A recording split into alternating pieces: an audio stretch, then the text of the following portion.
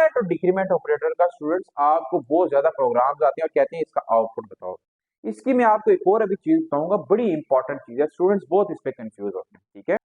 अरे स्टूडेंट्स ये आपने देखना, इंक्रीमेंट ऑपरेटर को वेरिएबल से हम पहले भी लिख सकते हैं, बाद में भी लिख सकते हैं। कैसे?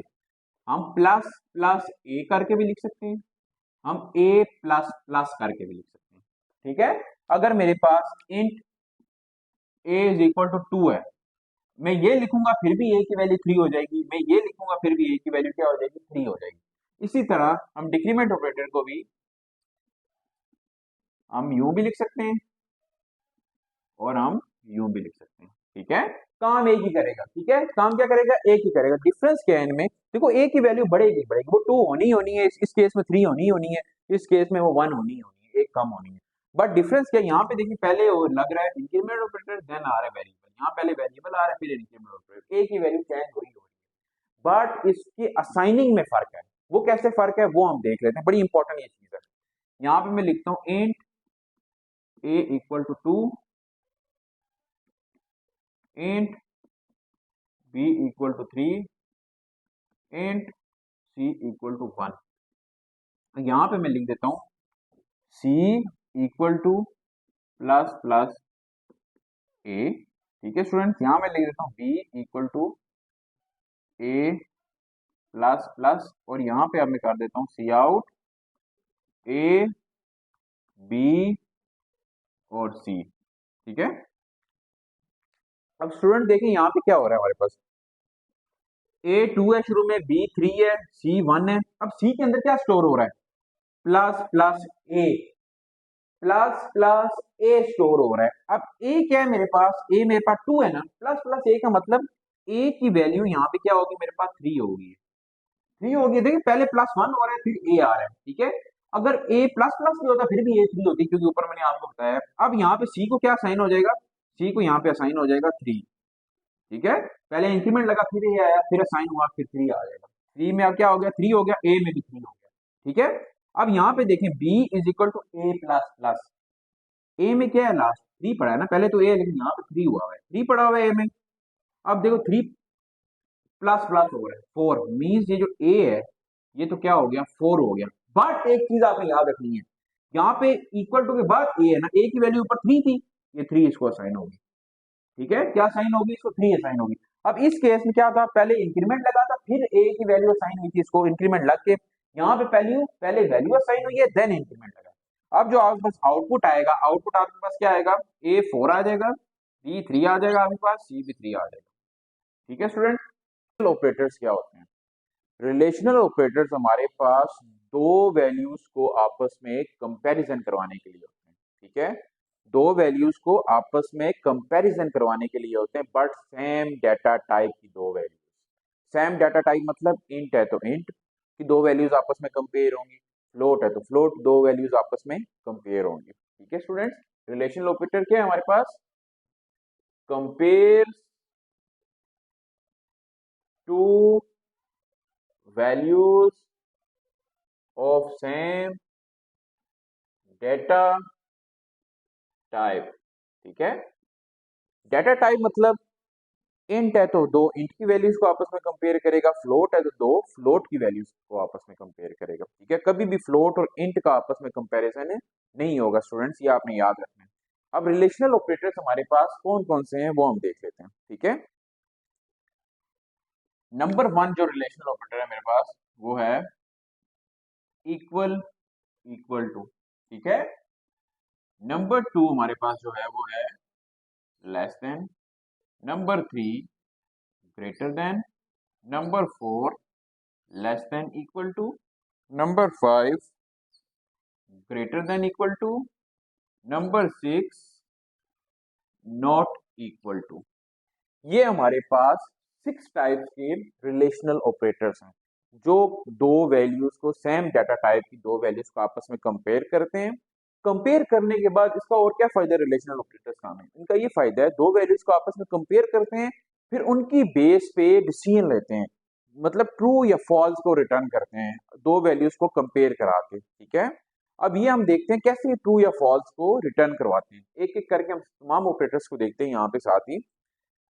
आपके प्रोग्राम में हम फर्ज करते हैं ऊपर मेरे पास है int x is equal to 5, y is equal to 10, ठीक है। अब मैं रिलेशनल ऑपरेटर सब यूज करूंगा इसी में, ठीक है। अब पहला देखिए यहाँ पे मैं लिखता हूँ x इक्वल टू y, ये लिखते हैं इसमें। यहाँ पे भी x less than y, x greater than y, x less than equal to y, x greater than equal to y, x not equal to y। ये हर रिलेशनल ऑपरेटर में दो वैल्यूज को हमने आपस में कंपेयर करवा दिया। कैसे ट्रू या फॉल्स रिटर्न करेगा according to the relational operator, ठीक है।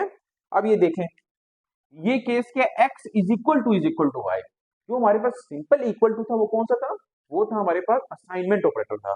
वो क्या करता था, वो खाली हमारी एक्सप्रेशन या वैल्यू जो है वेरिएबल में असाइन कर देता था सिंपली। आपने कंफ्यूज नहीं होना, ये अक्सर सवाल आता है कि सिंगल इक्वल टू और डबल इक्वल टू क्या है। Single equal to simple assignment operator है, वो आपकी वैल्यू को असाइन करता है।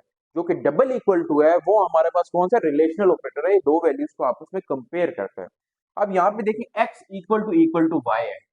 अब ये ट्रू रिटर्न करेगा या फॉल्स, हम इसको देखते हैं। देखिए x क्या हमने लिया हुआ था 5, y क्या लिया हुआ था 10। क्या x और y दोनों बराबर हैं, इक्वल टू मतलब है दोनों वैल्यूज आपस में बराबर होंगी, देन ये ट्रू रिटर्न करेगा, नहीं तो फॉल्स रिटर्न करेगा, ठीक है। अब इस केस में क्या होगा, देखिए x equal to y, x तो 5 है, y नहीं तो इक्वल टू नहीं है, ये क्या रिलेशन ऑपरेटर, ये वाला क्या रिटर्न करेगा, फॉल्स रिटर्न करेगा, ठीक है। अब दूसरे रिलेशन ऑपरेटर पे आ जाते हैं, कौन से, लेस देन पे। अब देखिए x लेस देन y, क्या जो x है वो y से छोटा है, x 5 था y 10 था, बाकी छोटा है, दैट्स मीन ये क्या रिटर्न करेगा, ट्रू रिटर्न करेगा, क्या रिटर्न करेगा, ट्रू रिटर्न करेगा, ठीक है स्टूडेंट्स। अब थर्ड देखने क्या, x greater than y, greater than का हमने रिलेशन ऑपरेटर यूज किया हुआ है। देखिए क्या x y से बड़ा है, x तो 5 है, y तो 10 है, नहीं भाई ये तो फॉल्स है, ये क्या रिटर्न करेगा, ये फॉल्स रिटर्न करेगा हमारे पास। नेक्स्ट क्या है, x less than equal to y, क्या x जो है y से छोटा है या y के बराबर है। देखें x जो है, देखें y से छोटा है, वाकई छोटा है, ठीक है। अगर यहाँ पे 10 होता है ना x, फिर भी ये ट्रू रिटर्न करता है, क्यों, यहाँ पे देखें लेस देन इक्वल टू है, लेस देन 5 है, ये भी ट्रू है, अगर इक्वल टू होता फिर भी ट्रू रिटर्न करता, ये क्या रिटर्न करेगा, ट्रू रिटर्न करेगा। अब क्या x greater than equal to y, क्या x y से बड़ा या y जितना है। देखें भाई x क्या है 5, y क्या है 10, नहीं भाई ये तो छोटा है, ना y के बराबर है ना y से बड़ा है, ये क्या रिटर्न करेगा, फॉल्स रिटर्न कर देगा। अब देखिए, अब क्या है मेरे पास, not equal to relational operator, x not equal to y, क्या x y के बराबर नहीं है। देखें भाई x y के बराबर नहीं है, बिल्कुल जी y के बराबर नहीं है, ये तो ये क्या रिटर्न करेगा, ट्रू रिटर्न करेगा, ठीक है स्टूडेंट्स। रिलेशनल ऑपरेटर हमारे पास हमारे प्रोग्राम के फ्लो के अंदर, जहां पे रिलेशनल ऑपरेटर हम लिखेंगे पूरे प्रोग्राम के फ्लो को कंट्रोल करेगा। कैसे कंट्रोल करेगा, वो उस कंडीशन की बेस पे पूरे प्रोग्राम पे डिसीजन लेगा कि अब ये कंडीशन जो है मेरे पास ये ट्रू है या फॉल्स है। अगर कंडीशन ट्रू होगी तो ट्रू रिटर्न करेगा, फॉल्स होगी तो वो फॉल्स रिटर्न करेगा, ठीक है स्टूडेंट्स। आपको मैंने बता दिए 6 रिलेशनल ऑपरेटर्स हैं, बड़े इंपॉर्टेंट ये 6 रिलेशन ऑपरेटर, आगे हम इन्हीं का इस्तेमाल करेंगे, ठीक है स्टूडेंट्स। नेक्स्ट ऑपरेटर हमारे पास है रिलेशनल ऑपरेटर के बाद लॉजिकल ऑपरेटर, ठीक है।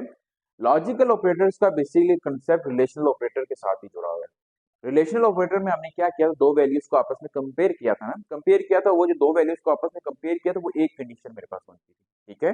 जो लॉजिकल ऑपरेटर्स है ना, बेसिकली ये दो रिलेशनल ऑपरेटर्स को के दरमियान पे यूज होता है। कहाँ यूज होता है, दो रिलेशनल ऑपरेटर्स के दरमियान पे यूज होता है लॉजिकल ऑपरेटर। दैट्स मीन ये कंपाउंड कंडीशंस पे काम करता है, किस पे काउंट करता है, कंपाउंड कंडीशंस पे, ठीक है। कंपाउंड कंडीशंस क्या है, एक से ज्यादा कंडीशन, ठीक है। कंपाउंड कंडीशंस के लिए होता है लॉजिकल ऑपरेटर, ठीक है। ये क्या करता है, टू रिलेशनल ऑपरेटर्स को आपस में कंपेयर करता है, ठीक है। टू रिलेशनल ऑपरेटर्स इसमें होते हैं, ठीक है, ओके। दो या दो से ज्यादा कंडीशंस के लिए हम क्या यूज करते हैं, लॉजिकल ऑपरेटर्स यूज करते हैं, ठीक है।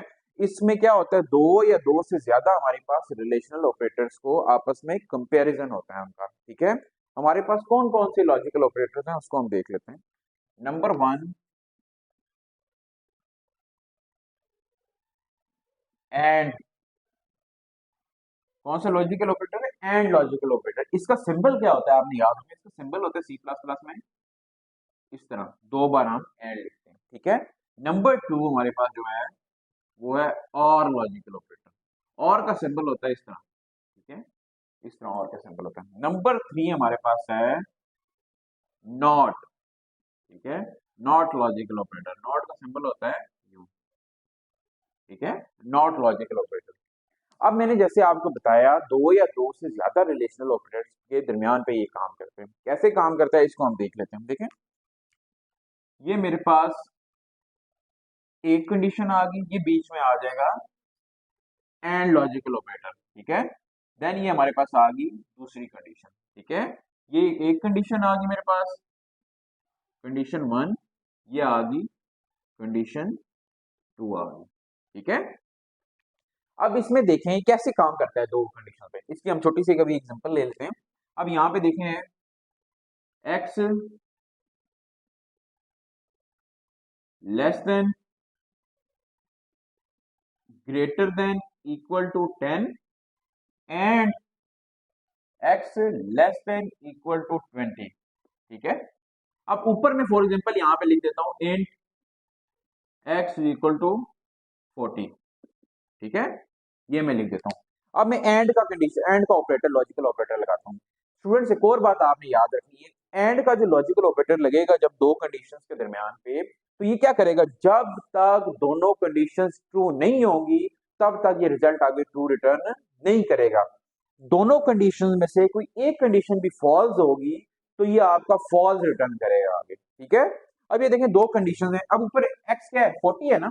अब यहाँ पे पहली कंडीशन में x ग्रेटर देन 10, क्या जो x जो है मेरे पास ग्रेटर देन इक्वल टू 10 है, नहीं है ना, या x less than equal to 20, मतलब 10 से लेके 20 के दरमियान तक क्या ये है x हमारा, नहीं है, वो तो 40 है। ये क्या रिटर्न करेगा, ये आपको फॉल्स रिटर्न कर देगा। एक स्टेटमेंट भी फॉल्स होगी तो ये क्या रिटर्न करेगा, फॉल्स रिटर्न करेगा, ठीक है। कोई भी स्टेटमेंट एक भी फॉल्स होगी तो ये रिटर्न करेगा, फॉल्स रिटर्न करेगा आपके पास, ठीक है, ओके। जब तक दोनों स्टेटमेंट्स ट्रू नहीं होगी तब तक ये आपके पास ट्रू रिटर्न नहीं करेगा, ठीक है। जब तक दोनों स्टेटमेंट ट्रू नहीं होंगी तब तक ये ट्रू रिटर्न नहीं करेगा। दोनों स्टेटमेंट्स को ट्रू होना हमारे पास एंड ऑपरेटर में, एंड लॉजिकल ऑपरेटर में लाजमी है, ठीक है स्टूडेंट। अब और जो मेरे पास क्या करता है, जो और का लॉजिकल ऑपरेटर है, और के लिए दो कंडीशंस में से कोई एक कंडीशन भी मेरी अगर ट्रू होगी तो ये आगे रिजल्ट क्या रिटर्न करेगा, ट्रू रिटर्न करेगा, ठीक है। अब एंड के लिए क्या था, ये दोनों कंडीशंस मेट होना लाजमी थी। और के लिए क्या है, और के लिए मेरे पास एक कंडीशन भी अगर मेट हो जाएगी, एक कंडीशन भी जिसको कहते हैं, ठीक है, जैसे greater than equal to 40 and x is, यहाँ पे लिख देते हैं x इक्वल टू 40 और लगा देते हैं और x इज इक्वल टू 50, ठीक है। अब ये देखें दो कंडीशन लगी हुई है, पहली कंडीशन में क्या है, x 40 के बराबर है या x 50 के बराबर है। अब यहाँ पे देखें, यहाँ पे क्या होगा, और ऑपरेटर लगा हुआ है ना, अब x ऊपर 40 लिया हुआ है मैंने। अब देखिए पहली कंडीशन मेट होगी, पहली कंडीशन मेट होगी, दूसरी बेशक मेट नहीं हो रही है, पहली मेट हो रही है, तो ये क्या रिटर्न कर देगा, ये आगे ट्रू रिटर्न कर देगा स्टूडेंट, ठीक है, क्योंकि एक कंडीशन भी ट्रू होगी तो ये आगे ट्रू रिटर्न कर देगा। इसी तरह के ऊपर चलो हम इस तरह करते हैं, x equal to 40, x equal to 50, ये कर देते हैं। अब ये देखें यहाँ पे पहली कंडीशन तो मैट हो गई है, एंड का ऑपरेटर लगा हुआ है, दूसरी मैट नहीं हो रही, तो ये आगे क्या रिटर्न करेगा, फॉल्स रिटर्न करेगा। एंड के केसेस में दोनों कंडीशंस का मैट होना लाजमी है, ठीक है, दोनों कंडीशंस ट्रू होनी चाहिए। और के केस में एक भी कंडीशन ट्रू होगी तो वो आगे रिजल्ट क्या रिटर्न करेगा, ट्रू रिटर्न करेगा, ठीक है स्टूडेंट्स। हमने देखा एंड और ऑपरेटर, इसमें हमने देखा कि दो या दो से ज्यादा कंडीशन मैंने बताई ना, इनके दरमियान पे ऑपरेट होगा। एंड और आपने याद रखना है, दो या दो से ज्यादा कंडीशंस होंगी तो उनके दरमियान पे ये लगेगा।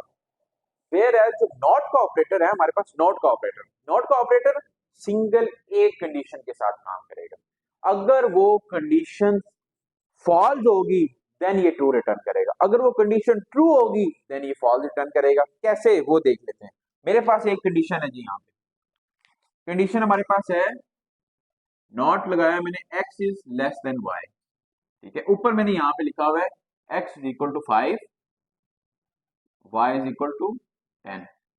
अब ये देखें not x is less than equal to y, आप पहले यूं कर लें इसको, ठीक है, देखें x y से छोटा है, वाकई छोटा है x y से, ठीक है, ये तो ट्रू बनती है, ट्रू बनती है ना, ये ट्रू रिटर्न ट्रू बन, बट इसके साथ जब हाथ उठाया मैंने नॉट लगा हुआ है, एक्स वाई से छोटा है, हाँ भाई छोटा है, लेकिन ये इसको नॉट कर देगा, क्या आगे रिटर्न कर देगा, इसको रिटर्न कर देगा आगे, फॉल्स रिटर्न करेगा, ठीक है, क्या रिटर्न करेगा, फॉल्स रिटर्न करेगा, जो ट्रू स्टेटमेंट होगी मेरे पास, ये नॉट का ऑपरेटर उसको फॉल्स कर देगा, देखिए अभी यूं देखे ना, ये तो ट्रू है बट इसके साथ नॉट है, ये इसको फॉल्स कर देगा, आगे रिटर्न क्या करेगा, फॉल्स करेगा।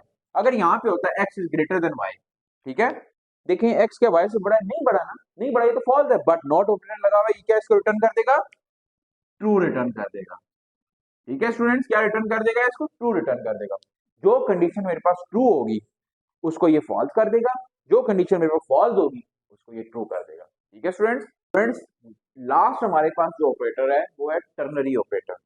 टर्नरी ऑपरेटर क्या होता है सी प्लस प्लस में, टर्नरी ऑपरेटर हमारा बेसिकली कंडीशन पे डिपेंड करता है, ठीक है, कंडीशन की बेस पे वो फैसला करता है, अगर वो कंडीशन ट्रू है तो एक एक्सप्रेशन को एग्जीक्यूट करेगा, अगर वो फॉल्स है तो दूसरे एक्सप्रेशन को एग्जीक्यूट करेगा। कैसे, सबसे पहले हम इसका सिंटैक्स देख लेते हैं कि टर्नरी ऑपरेटर का सिंटैक्स कैसे है।